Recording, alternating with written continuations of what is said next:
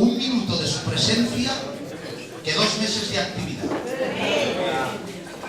Es milagrosa la presencia del Señor. Y esa presencia que le encontramos en las Sagradas Escrituras, en el libro del Génesis, en el capítulo 37 y versículo 6, dice que José les dijo a sus hermanos, y él les dijo: oíd ahora este sueño que he soñado. Amén. El otro día hablamos algo y quisiera continuar este mensaje. Oíd ahora este sueño que he soñado. Y el sueño es que se acostó y durmió, y vio que 11 manojos de trigo se inclinaban delante de un manojo. Y se despertó y se volvió a dormir. Y estando dormido volvió a soñar otra vez. Y soñó que 11 estrellas, el sol y la luna, se inclinaban delante de una estrella. Y los hermanos, que no tenían revelación ninguna, no entendieron el sueño. Pero cuando llegaron a la casa, le dijeron a Jacob, el padre: mira, papá, lo que ha soñado este niño. Ha soñado que 11 manojos de trigo se inclinaban delante de un manojo, y que 11 estrellas se inclinaban delante de una estrella, y el sol y la luna también lo hacían. Y Jacob tenía el don de palabra de sabiduría, que uno de los contenidos de ese don es que tiene la capacidad de interpretar por revelación divina con exactitud y verdad lo que es un sueño. Y entonces le dice: ¿qué quieres decir, hijo? Que los 11 manojos de trigo que son tus hermanos un día se inclinarán delante de ti. Estás diciendo que las 11 estrellas que son tus hermanos, el sol y la luna, que es tu padre y tu madre, un día se inclinarán delante de ti. Y dice, y todo esto lo guardaba Jacob en su corazón. Las cosas hay que guardarlas, sobre todo las que son divinas, porque tarde o temprano tendrás que echar mano de ellas.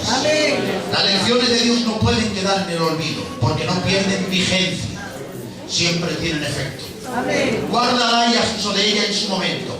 Y ahora, hermanos, dice la palabra que este sueño lo tuvo con 17 años, y cuando ya llegó a ser la mano derecha de Faraón en Egipto, dice la palabra de Dios que tenía 34 años. Es decir, pasaron 17 años para que el sueño se cumpliera. Pero como el sueño era de Dios, el sueño se cumplió.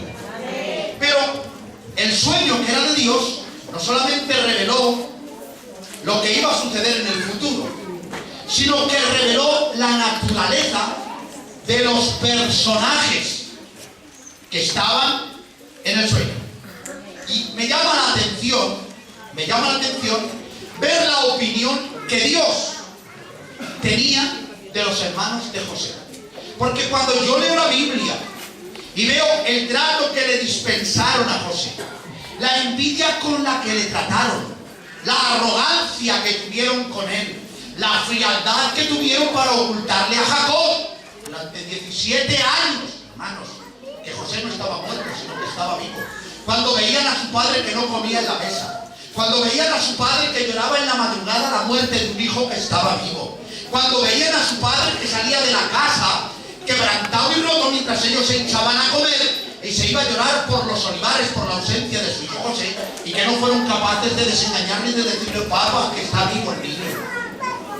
Cuando veo este tipo de personas, hermanos, me sorprendo que Dios en el sueño diga: y 11 manojos de trigo se inclinaban ante un manojo. Y Jacob dice: ¿qué quieres decir? Que los 11 manojos que son tus hermanos un día se inclinarán delante de ti. ¿Cómo puede ser que, siendo tan malos y tan carnales, Dios pensara que eran trigo? Bendigo el nombre del Señor. ¿Cómo puede ser que, siendo tan mezquinos, tan arrogantes, tan soberbios, tan pensativos para hacer el mal, Dios los viera como a trigo? Porque la mirada de Dios es pura misericordia. Y ahí deberíamos haber dicho un fuerte amén. Porque si ellos, siendo tan malos, tan perversos y tan dañinos, Dios los veía como a trigo, quiere decirse que la opinión que Dios tiene de Pambetico es exquisita y elegante. Porque si ellos, siendo malos, los veía como a trigo, a ti y a mí, que estamos dispuestos a darle 30 euros al que los necesita, a visitar un hospital para ver a un enfermo, a meternos de ayuno por una familia que está pasando fatigas, a entregarnos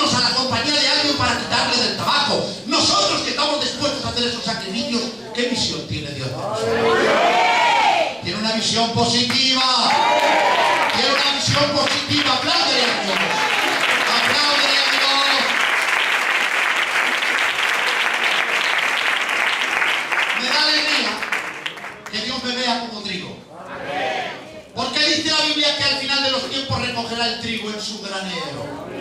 ¿Cuántos se sienten trigo? Griten un potente amén. Somos trigo de Dios. Amén. Con defectos, con fallos, con errores, pero trigo de Dios. ¿Saben ustedes que la paja, la viruta, no tiene vida propia? No nace, no existe. La produce el trigo. Siembras un grano de trigo y el trigo genera una espiga para sacar el trigo hacia arriba. Pero cuando a la espiga le quitas el trigo, lo demás se convierte en paja. Pero la paja no existe, sino que la produce el trigo. Qué misterio, ¿verdad? Por eso cuando veas que el trigo tiene comportamiento de paja, no te extrañes. Que David era David y mandó matar a Urias. No te extrañes que Abraham fue el padre de la fe y dijo que Sara era su hermana.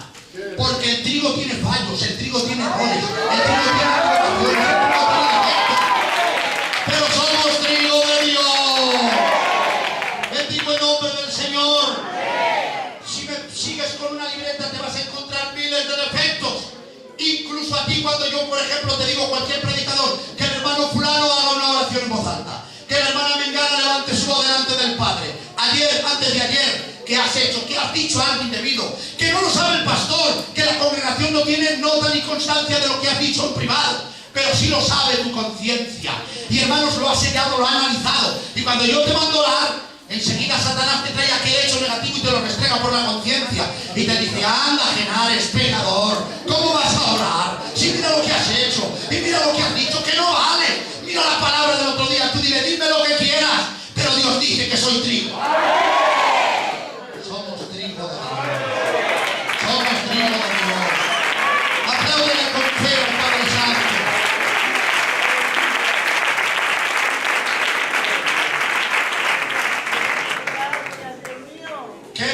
Qué poquito pesa el trigo, pero pesa. La viruta es lo que no pesa. Cuando se mete el aventador para limpiar el trigo de la paja, se levanta y se tira al aire. No sé, 1,80 m, 2 metros la pueden echar al aire. Y esa subida a la caída, el trigo por el poco peso que tiene cae en su sitio. Pero la viruta, como no tiene peso, vuela. Y al cabo de muchas veces de levantar el trigo y la paja y tirarlo al aire, una y otra vez, al final se limpia. Aquí queda un montón de trigo y allí queda un montón de paja. Dios no tiene miedo de meter su aventador en su era, porque Él sabe que el trigo por su peso mañana está aquí a las 8 aunque la paja. No tiene miedo, Él sabe que el trigo vuelve, porque el trigo tiene peso. Por eso dice la Biblia que una mano apareció en la pared y escribió Benemene Tekel Parsim. Y la interpretación era: Dios te ha pesado el reino, has sido hallado falto de peso y te lo quita a ti y se lo entrega a los medas y a los persas. Le quitó el reino porque no dio el peso. Yo no quiero que Dios me quite el reino por no dar el peso. Yo quiero el peso. ¿Cuántos quieren el peso? Amén. Cuando una persona es centrada, es templada, habla con empaque, tiene fundamento, decimos es un hombre de peso. Dios quiere una iglesia de peso. Una iglesia con fundamento, equilibrada por la mano de Dios. Y para producir eso, para producirnos peso, dice la Biblia, porque Dios produce en nosotros, a través de una leve tribulación, un cada vez más excelente y eterno peso de gloria. Sin tribulación no hay peso. Porque las tribulaciones nos quitan los pajaritos de la cabeza.